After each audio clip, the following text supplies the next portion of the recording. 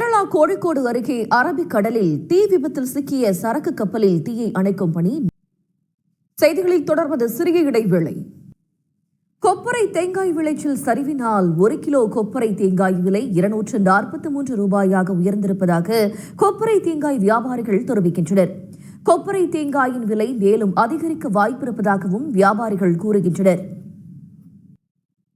இந்த நேரத்திற்கான தலைப்புச் செய்திகள். தமிழ்நாட்டில் முதல் முறையாக இணைய ஊழியர்களுக்காக அமைக்கப்பட்ட ஏசி ஓய்வறை பயன்பாட்டுக்கு வந்துள்ளது. செய்திகளில் தொடர்வது சிறிய இடைவேளை. தமிழ்நாட்டில் இருந்து மாநிலங்களவைக்கு போட்டியின்றி தேர்வு செய்யப்பட்ட 6 உறுப்பினர்களுக்கு இன்று வெற்றி சான்றிதழ் வழங்கப்பட உள்ளது. கொப்பரை தேங்காய் விளைச்சல் சரிவால் 1 கிலோ கொப்பரை தேங்காய் விலை 243 ரூபாயாக உயர்ந்திருப்பதாக கொப்பரை தேங்காய் வியாபாரிகள் தெரிவிக்கின்றனர். கொப்பரை தேங்காயின் விலை மேலும் அதிகரிக்க வாய்ப்பிருப்பதாகவும் வியாபாரிகள் கூறுகின்றனர்.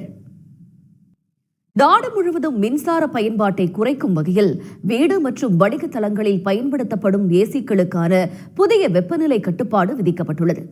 இதற்காக குறைந்தபட்ச வெப்பநிலையை 20 டிகிரி செல்சியஸாக கொண்டே குளிர் சாதனங்கள் தயாரிக்க வேண்டும் என ஒன்றிய அரசு அறிவுறுத்தியுள்ளது. தட்கல் முறையில் ரயில் டிக்கெட் முன்பதிவு செய்வதற்கு ஜூலை 1ஆம் தேதி முதல் ஆதார் கட்டாயம் என ரயில்வே அமைச்சகம் அறிவித்துள்ளது. OTP மூலமாக ஆதார் விவரங்களை சரிபார்க்கும் நடைமுறையும் அமலுக்கு வருவதாக தெரிவிக்கப்பட்டுள்ளது. அமெரிக்க அதிபர் டிரம்ப் குறித்து கடந்த சில நாட்களுக்கு முன்பு எக்ஸ் வலைதளத்தில் தாம் தெரிவித்த கருத்துக்களுக்காக தொழிலதிபர் எலன் மஸ்க் வருத்தம் தெரிவித்துள்ளார். இனி தமிழ்நாட்டின் முக்கிய நிகழ்வுகளை எக்ஸ்பிரஸ் செய்திகளாக பார்க்கலாம்.